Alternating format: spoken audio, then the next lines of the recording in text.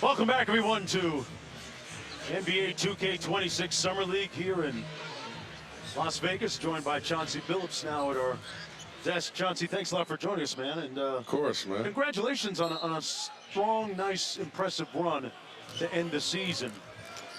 Moving forward, one of the guys that's getting a lot of eyeballs right now is the man with the ball, Young Hansen.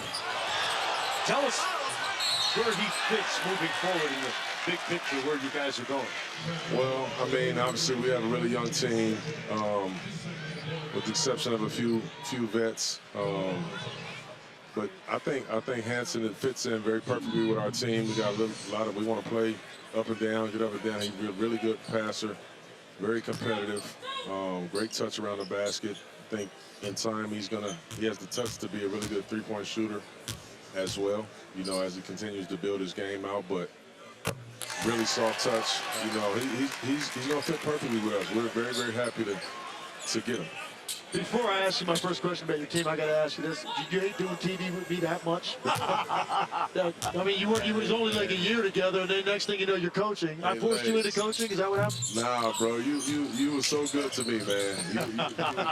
You made my job very easy. I always appreciate what you did for me, Legs.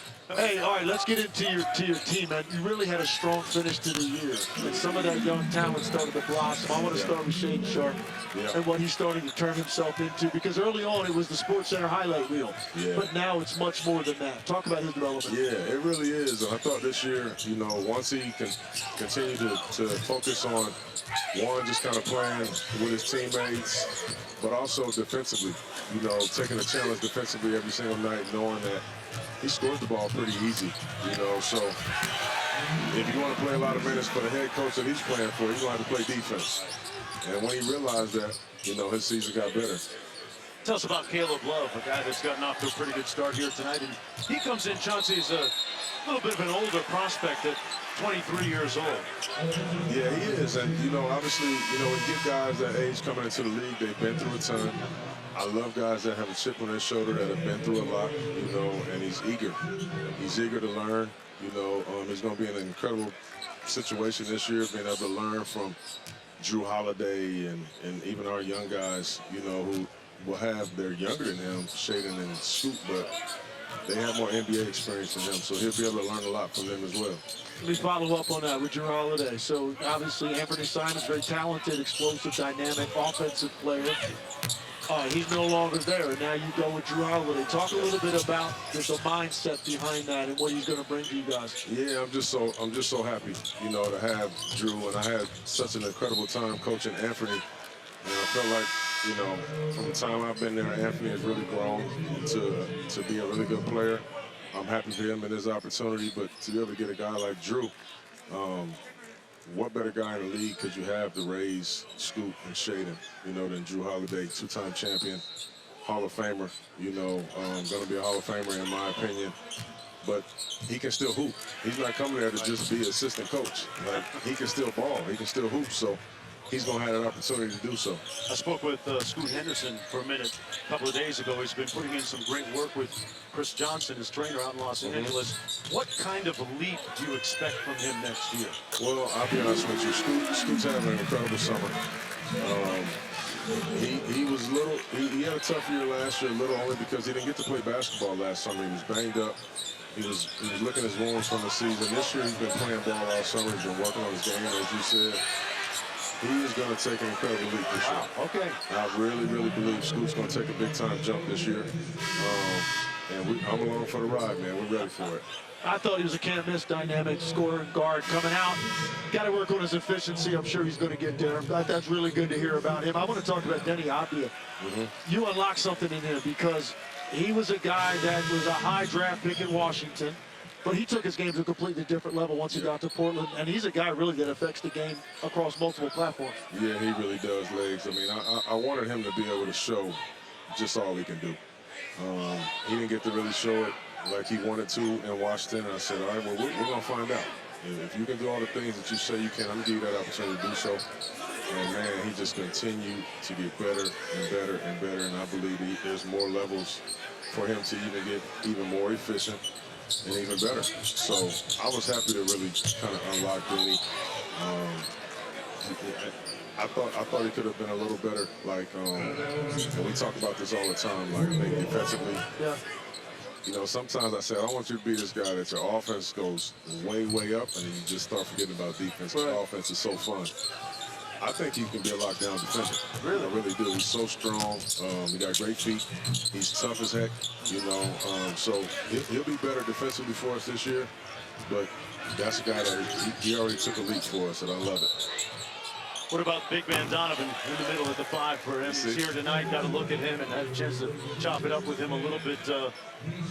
What kind of track is his development on right now? Yeah, DC had a great year, man. You know, being able to be there and obviously come off the bench for Big DA and then Robert Williams there. He had a great mentor in Robert, you know, and still does have that. You know, him getting to understand like how important it is for him to be able to change ends and roll change really fast is a big, big deal for him, you know, and his body is right. He's lost some weight. He's gotten a lot stronger this summer. He's going to be primed for a big campaign. I think you guys have me as intrigued with just about any team in the West because of the way you finished the year. The young offensive talent you have, but you've got also guys like Tumani Kamara, one of the best perimeter defenders in the league. You got Matisse Thybulle. I know how important that is to you. Now you bring in Drew Holiday, so you can actually play different types of lineups now, depending on what you think the situation calls for. You need more offense, you need more defense. I love that. I love that. I really do. I mean, we want to pick it up and play a lot faster this year, so that will require sometimes we'll play a little smaller, you know, and to have guys like Jeremy Grant and Tumani and Denny that can play 3, 4, 5, and you know all these fast guards. We'll have an opportunity to change up how we play on different nights. But I'm just so excited about what we're going to be able to do. We talked about Shaden a little bit earlier. Have you been around him at all this summer? Is he up in Portland? Is he back in Toronto? Or? Oh no, well he's here right now. He's right here. Got your hands on him? Watching his guys and working out in the gym with us earlier and playing 5-on-5. He's been very focused. Blazers up by 10. I was telling Jonesy, and I don't know if this was by design or what you guys are trying to do when you put your summer league team together, but it's like a track meet out here. In the first like 14 minutes of the game, that's the fastest we've seen any team changing ends of the floor. Whoever got it just went. Yeah. And you're putting relentless pressure on them to start this game. Was that by design? You were kind of looking for that? That is by design, Legs. I mean, we want to just get up and down and play fast, man, and just have fun. The summer league is always a good time, but I just think you get guys to be so much more engaged if you just get up and then just start flying around, sharing the basketball. You'll probably have to make more quicker subs because these guys will get tired. But that is by design for sure. And, you know, with just on point right there, I mean, because we haven't played fast, we haven't been able to score. Thoughts on saw Chris Murray? I always think it's you never tell them to check. Another one of the talented wings you guys have, and how much does he contribute next year? Yeah. What's it look like for him? Yeah, I mean, he's one of those wings that we have that can really guard. You know, Chris is having a really good summer as well. Putting in a lot of time, trying to get his shot together. He struggled a little bit behind the arc last year, but he's addressing that, you know. But he's a guy that defensively, I think he's as good as anybody on our team. All right, so we had Brian Key from Washington on earlier. I think they're a different state. They got all those young first-round picks. Defining success for a team like that's different than for you. 36 and 46 a year ago. Some personnel changes. You're expecting your young guys to take leaps. So define success this year for the Portland Trailblazers. Yeah, I think, you know, as we're establishing our identity, I thought we did a pretty good job of it last year on the defensive end. And we'll continue to do that. I think now it's time for us to establish an identity offensively, Legs, you know. And in terms of how fast we're going to play and how we're going to move the ball and how we're going to cut, you know, in the half court. I think when we do that, you know, and we just continue to keep getting better, take a little step, and the Western Conference is very difficult, man. So you can't. A lot of runs in that ladder. You sometimes can't define it with wins in the Western Conference because it's just so difficult. You know, you got 5 or 6 teams that can actually win an NBA championship. So for us, we just want to continue to keep defining that and just keep taking steps. 36 and 46 last year, 12th in the conference, Chauncey. To tell you a little story, I was in the hotel elevator and ran into about 5 or 6 Blazers fans, and they were hyped about being at this game tonight and talking about, they named all the guys on your roster, and I just got the general sense that the expectations have really risen in the city of Roses. And what does it look like? What does it feel like now? Well, it feels great, and obviously we have some incredible fans, and we've gone through a lot of pain, in the last 4 years, man. So once last year we started getting a little better, showing that we've taken some steps, I think our fans are just excited and they're ready for that, but so are our players and so are us, the coaches. Getting back to Jan and that pick and getting him where you did, and the first thing that I think stood out to me right off the bat was he absolutely likes physical contact. And you don't see a lot of 20-year-old foreign-born players come in to the league, first of all, built like he is, and also that seek out contact. Yeah, he's looking for it. He understands that there's always going to be a collision. He wants to be the first one to it. And that's rare for a young guy. It really is. He's looking for that.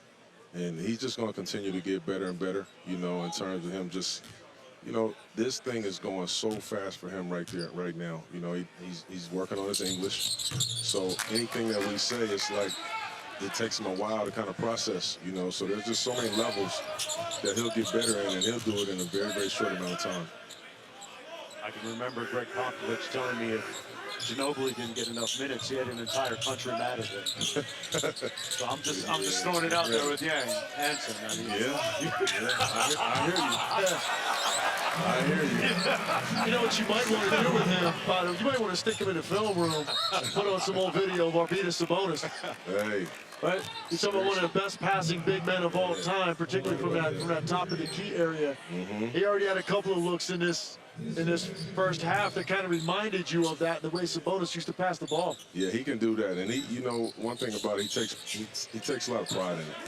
He takes a lot of pride in making plays for the rest of the guys, and you just love, everybody likes to play with a guy like that. Chauncey, I want to ask you a question, and we saw this in the NBA Finals with Indiana and OKC. There seems to be a rising of full court, or at least three-quarter court pressure. The guys are picking up, and teams are trying to win the margins a little bit more. Is that a style that can be ubiquitous throughout the league? Is it something that you guys look at in terms of cranking up and maybe going 9 guys, 8 guys deep during the course of the game? Well, we don't crank up right there. We were the first ones doing that. We were the first ones picking up full court, guarding everybody, scrapping, running all over the place. So, that was the only way we can really compete in the game, try to pick it up like that. So we'll continue to be like that the entire time because we have to, and why would you be young and not play fast and pick up, rotate guys in? You might as well, So we'll continue to play that way, and we try to make people very uncomfortable. It's just what we enjoy. I'm curious about with you, man. So, how are you better and more comfortable now? Yeah. Haven't been there a while. Each year, obviously, you add to. What have you learned the most and how you've adapted and changed as a coach? Yeah, man, so many things. I've been so many different renditions of this thing for me in the last 4 years, Legs. But I would say a couple of the main things. One is just my patience. My patience. I've always been a pretty patient person, but this has challenged my patience a lot. Going through kind of a rebuild. But that's gotten a lot better, and just understanding how to call the game has slowed down for me. When you first took over, Dame was still on the team. Feels like ages ago. That's right. That's right. Chauncey Billups, head coach of the Portland Trail Blazers. Thanks a lot for joining us, man. You were good at this TV thing, bro. Come on, man. Nice, man. Good, man. Feels like we're doing it in the studio.